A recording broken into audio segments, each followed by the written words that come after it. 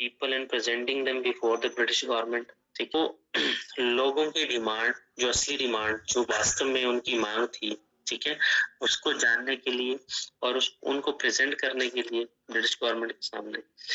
फिर दूसरा था to provide a platform for consolidation of feeling of national unity. ठीक है, कि इंडियन नेशनल की फाउंडेशन इसलिए रखी थी अंग्रेजों ने कि यहाँ पे एक नेशनल यूनिटी की फीलिंग देनी है। Demand for complete independence from the British, complete independence की बात हुई थी कि नहीं हुई थी, वो देखना था आपको।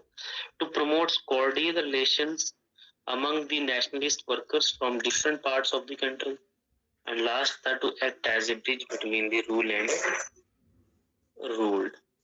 the ठीक है, क्योंकि देखिए जो रियल डिमांड है, अब देखिए मैंने बताया था कि इंडियन नेशनल कांग्रेस की फाउंडेशन हुई क्यों थी।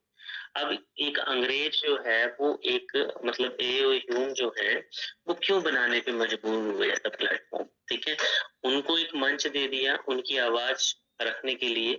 उन्होंने कहा कि आप एक यूनिटी की तरह काम करें और आप यूनाइट होकर चाहे काम कर लें, बट आपकी कुछ आदमी जो है वो हमसे बात कर सकते हैं। ठीक है, तो ब्रिटिश गवर्नमेंट के सामने जो है उनकी वास्तव में जो मांगे हैं लोगों की, उनको जानना और उनको प्रेजेंट करना ब्रिटिश गवर्नमेंट के सामने, ये मोटिव तो था उनका। ठीक है, तभी तो उन्होंने ये बनाया प्लेटफॉर्म दे दी उन्होंने for consolidation of feeling of national unity.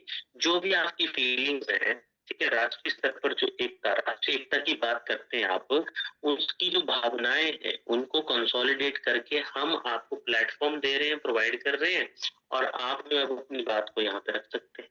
क्यों गलत है? क्योंकि कंप्लीट इंडिपेंडेंस तो हुआ ही नहीं। आज हमने होम रूल मूवमेंट पढ़ा, ठीक है, तो वो कंप्लीट इंडिपेंडेंस की बात तो हुई नहीं। कंप्लीट इंडिपेंडेंस की बात हुई थी, पूर्ण स्वराज की डिमांड तो हुई थी 1929 में जाकर, ठीक है, हाँ 1929 में। इवन नेहरू रिपोर्ट आएगी 1928 में, उसमें भी पूर्ण स्वराज की बात नहीं थी।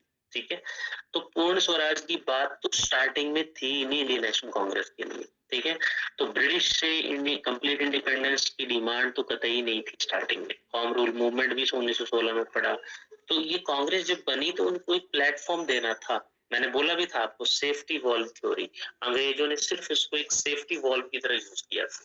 ठीक है, और जो फोर्थ है ये भी सही है, to promote cordial relation among the nationalist workers from the different parts of the country. जितने भी राष्ट्रीय जो वर्कर्स हैं, नेशनलिस्ट वर्कर्स हैं, उनके जो भी मतलब देश के जितने भी हैं उनके बीच में कॉर्डियल रिलेशंस प्रमोट होगा। क्यों नहीं होगा?